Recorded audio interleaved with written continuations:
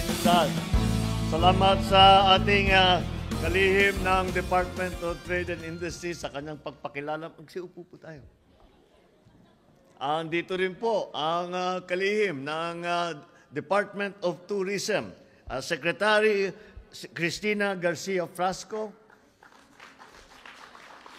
Kasama niya ang isang kanyang asawa, si Duke Frasco, na congressman ng Tiga Cebu. Ang Her Excellency, the Ambassador to Japan, Maylene Garcia Albano. Kasama rin niya ang kanyang, hindi ko masabi yung better half eh. Yung kanyang asawa, ganun na. Isabela Governor Rod Albano. The Philippine Consul General in Osaka, Voltaire Mauricio. Aba, maganda siguro trabaho mo rito at meron kang meron pala. OWA Administrator Patricia Yvonne P.Y. Kaunan, sorry. Pakilala ko rin po, nagkataon lang at nakasama natin dito ang yung kaibigan natin. Nandito po yung dating mayor ng Mandaluyong, si Benher Abalos. At saka ito, masasabi ko, better half. Ang kanyang better half, naging mayor din, si Mayor Menchi Abalos. At siyempre, hindi kumpleto ang aking pagbati kung hindi ko babatiin ang aking may bahay na the First Lady, na Lisa Araneta Marcos. Lahat ng aming kasama sa Philippine Delegation at kayong lahat na aming mga special guests. At magandang gabi po sa inyong lahat.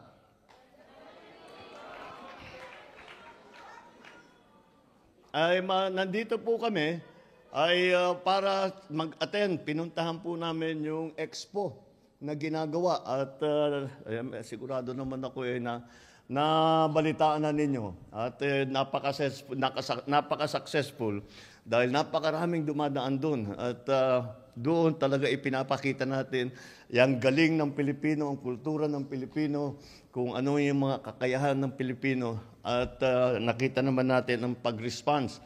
At nakita naman natin na talagang ang Pilipino ay nagkaroon na talaga ng napakagandang reputasyon sa buong mundo. At nangyari yun. Dahil sa inyo.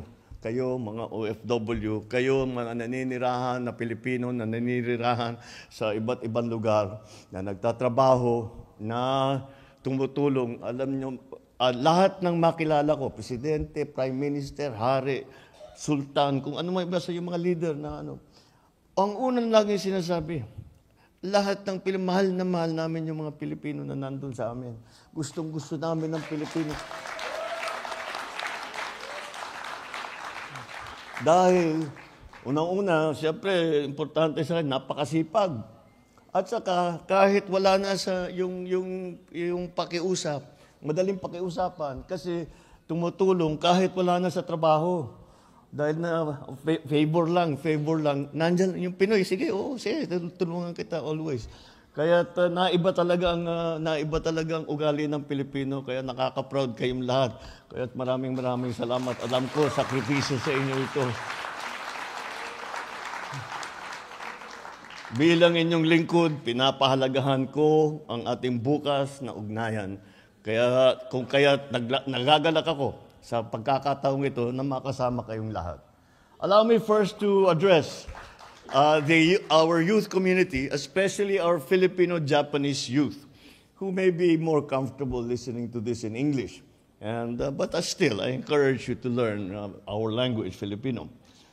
When Japanese Prime Minister Ishiba visited the Philippines last April, we had the opportunity to affirm the importance of our bilateral relations, especially because we will be celebrating the 70th year of robust diplomatic relations between Japan and the Philippines. Our two peoples have a deep history, founded on the spirit of reconciliation, of brotherhood, and amity or friendship. I speak to all our kababayans, especially our youth, who play a part in our dynamic and enduring ties with Japan. Through you, we continue to write new pages in the history of the relations between our two countries. Through you, the spirit of friendship with our Japanese friends continues to thrive.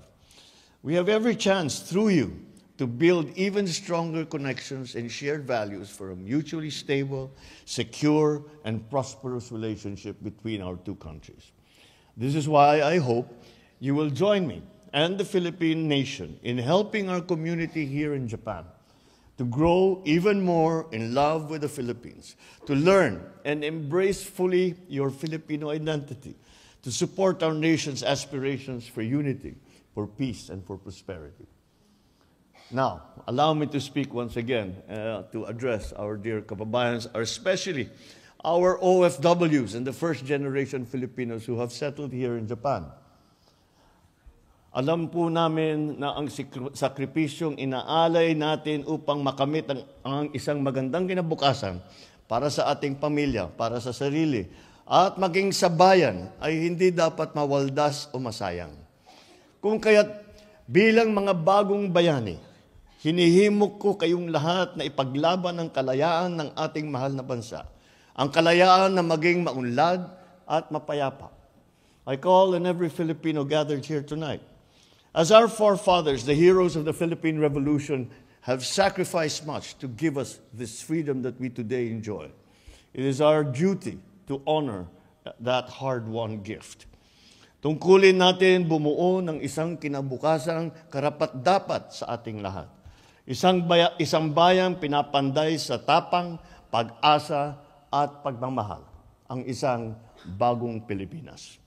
Bilang inyong Pangulo, hangad kong mabigyan ang bawat Pilipino ng mas magandang buhay at mas maraming oportunidad.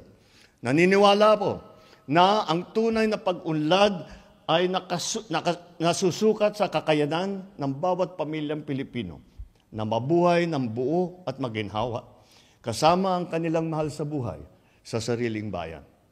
Naintindihan po namin ang hirap na pinagdadaanan at ang sakripisyong binibigay ninyo upang masuportahan ninyo ang inyong mga pamilya. Napilitan kayong mawalay sa kanila at iiwan ang kulturang inyong nakasanayan para matugunan ang kanilang pangangailangan. Kaya't patuloy tayong nagsasagawa ng mga programang mapapabuti sa inyong buhay. Layunin ng ating pamahalaan na paghusayin ang mga serbisyo upang mahikayat hindi lamang ang mga dayuhan na mamumuhunan at mga turista, kundi pati na ang kapwa nating mga Pilipino na nais muling manirahan at mamuhay sa sariling bayan. Sinusuguro po natin na ang ating gobyerno ay may sapat na pagkakataon na naghihintay para sa lahat ng OFW na nais umuwi at tuluyan ng manirahan sa Pilipinas. Hangad din namin maging maayos ang inyong pagdating at pag-alis sa ating bansa. Kaya naman, naglaan tayo ng OFW lounge sa airport para may lugar kung saan pwede magpahinga. Masigasig din ang ating pakikipag-ugnayan sa iba't ibang bansang tumatanggap ng ating manggagawa para makabuo at ng bilateral labor agreement upang matiyak natin na ligtas at makatao ang trabaho at nabibigyan ng pagkakataong umunlad ang ating mga kababayan. Kaakibat ng ating pagpapabuti ng serbisyo sa ating mga kababayan, patuloy ang aming pagpapatupad ng reforma sa ating ekonomiya. Kaya naman, puspusan ang ating pagtutulak ng mga programang sumusuporta sa maliliit na negosyo. Yan po ang trabaho ng ating DTI na sekretary. Dahil siya po ay nagsimula. Alam niyo po ba yung damit na kamiseta sa Pilipinas? Siya po yun. At yung nag-start siya, nung nagsimula siya, parang sari-sari store lang nagsimula. Ngayon, milyonaryo na yan, si Secretary. Kaya alam niya ang nahaharap ng problema ng mga maliliit na negosyo. Kaya ang yung mga sari-sari store, yun, kaya yan ang tinutulungan natin ng husto. Kaya lagi nating ipinaglalabas at pinapaalam sa ating mga mahal na kababayan na may mga programa tayong na pagsuporta sa maliliit na negosyo. Bukod pa ron, para sa agrikultura, para sa turismo, sa industriya at teknolohiya. Patuloy rin tayong nakikipagtulungan sa pribadong sektor upang makalikha ng mas maraming trabaho para sa lahat. Ginagawa natin ito dahil naniniwala tayo sa galing at sipag ng Pilipino. I recognize the weight of your sacrifice and the strength that it takes to provide for your families from afar. And that is why we will never tire of honoring you and finding ways to improve your lives. You are at the heart of our government's efforts, and you deserve not only our gratitude, but you deserve our full support. Muli, maraming sa inyong lahat, mga minamahal namin na mga kababayan na nandito sa Japan. Mabuhay ang Pilipinas! Mabuhay ang mga OFW! Mabuhay ang sambayanang Pilipinas! Maraming salamat po.